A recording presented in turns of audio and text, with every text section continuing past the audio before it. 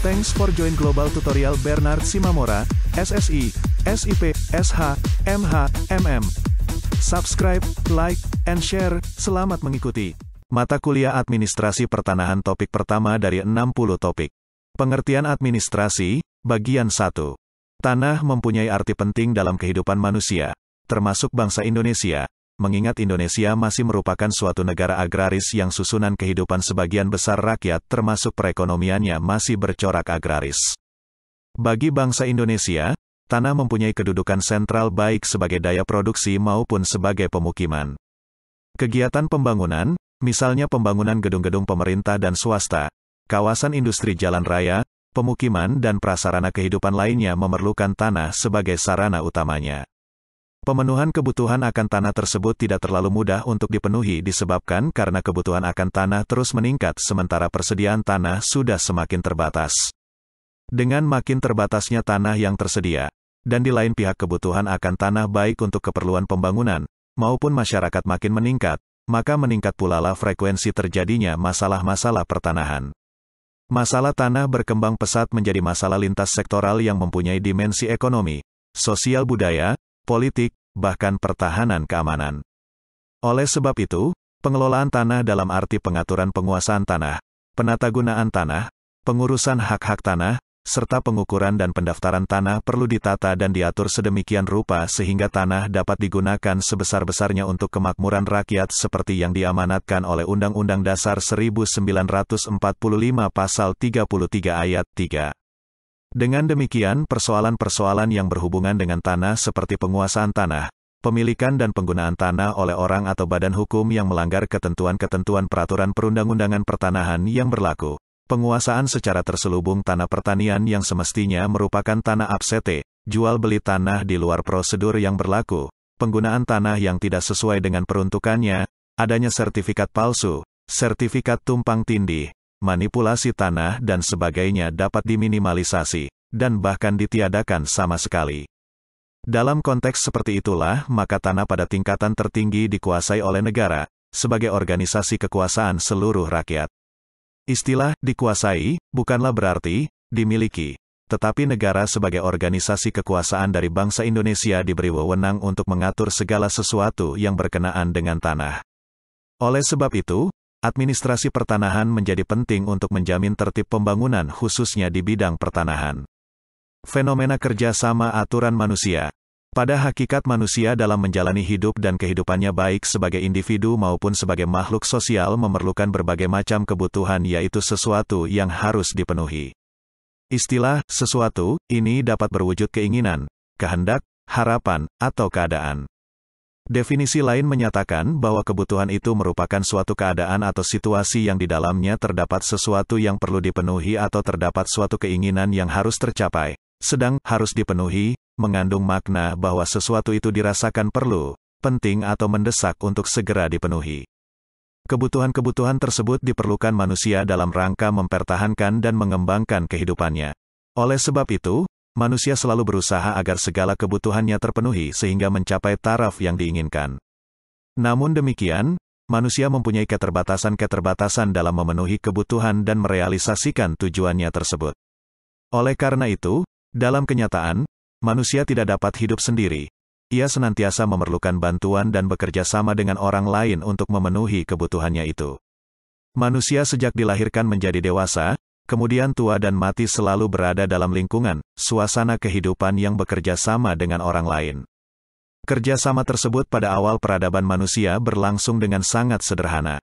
Namun dengan kemajuan peradaban manusia sehingga menjadi modern seperti dewasa ini, bentuk-bentuk kerjasama pun bertambah rumit dan kompleks. Kerjasama tersebut tidak hanya terbatas antara individu dengan individu tetapi sudah menyangkut orang banyak dalam bentuk organisasi, serta tidak hanya terjadi pada satu bidang kehidupan saja tetapi menyangkut semua bidang kehidupan, baik ekonomi, politik, bisnis, hukum, termasuk bidang pertanahan. Proses kerjasama tersebut perlu teratur dan diatur sedemikian rupa sehingga proses tersebut dapat berjalan lancar, efektif dan efisien, sesuai dengan tujuan yang telah ditentukan sebelumnya.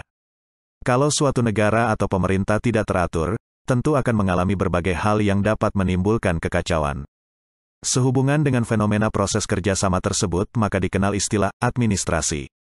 Istilah administrasi sebenarnya sudah tidak asing lagi bagi kita. Dalam kehidupan sehari-hari, kita sering mendengar atau bahkan pernah melakukan aktivitas tersebut. Misalnya, ketika kita mengurus KTP di kelurahan, seringkali kita menanyakan, berapa biaya administrasinya? Namun, apakah benar yang dimaksud dengan administrasi tersebut demikian?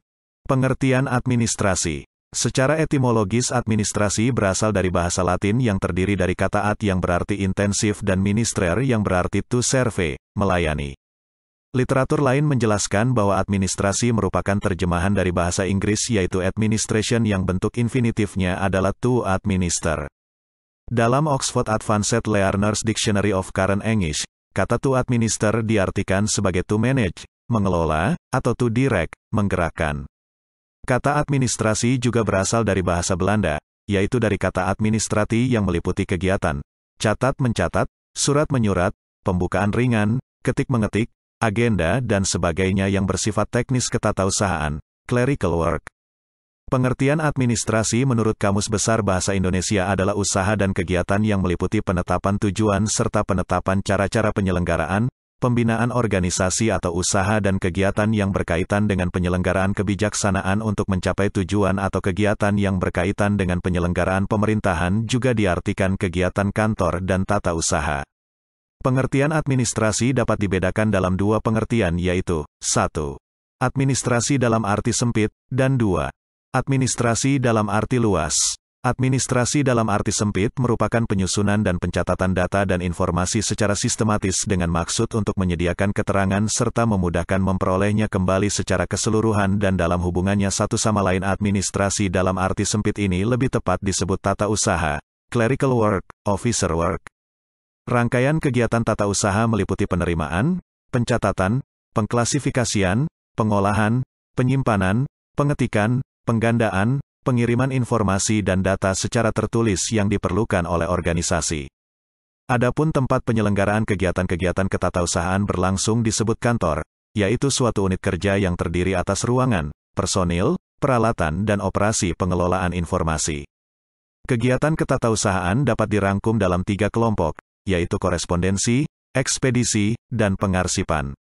Korespondensi atau surat menyurat, yaitu rangkaian aktivitas yang berkenaan dengan pengiriman informasi secara tertulis mulai dari penyusunan, penulisan sampai dengan pengiriman informasi kepada pihak yang dituju. Korespondensi akan lebih berarti apabila informasi yang dikirim memperoleh jawaban dari pihak yang dituju. Salah satu alat atau sarana untuk mengirim atau memberi informasi tertulis kepada atasan atau pihak lain, baik sebagai laporan, pemberitahuan, permintaan, pertanyaan adalah surat. Ekspedisi, yaitu aktivitas mencatat setiap informasi yang dikirim atau diterima baik untuk kepentingan intern maupun ekstern. Ini dimaksudkan untuk memudahkan mengetahui atau membuktikan bahwa suatu informasi yang dibutuhkan sudah dikirim atau diterima. Pengarsipan, yaitu proses pengaturan dan penyimpanan informasi secara sistematis sehingga dengan mudah dan cepat ditemukan kembali setiap diperlukan. Informasi yang dimaksudkan dapat berupa warkat, record, yaitu catatan-catatan tertulis atau bergambar yang memuat keterangan tentang sesuatu hal atau peristiwa yang dibuat untuk membantu ingatan. People forget, record remember, orang bisa lupa, tetapi warkat selalu ingat.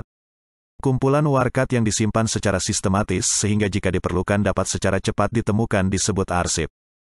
Lalu bagaimana pengertian administrasi dalam arti luas? Beberapa definisi menurut para ahli berikut. Menurut Leonard D. White, administrasi adalah suatu proses yang pada umumnya terdapat pada semua usaha kelompok negara atau swasta, sipil atau militer, usaha yang besar atau kecil dan sebagainya. Menurut De Lianggi, administrasi adalah segenap rangkaian kegiatan penataan terhadap pekerjaan pokok yang dilakukan oleh sekelompok orang dalam kerja sama mencapai tujuan tertentu.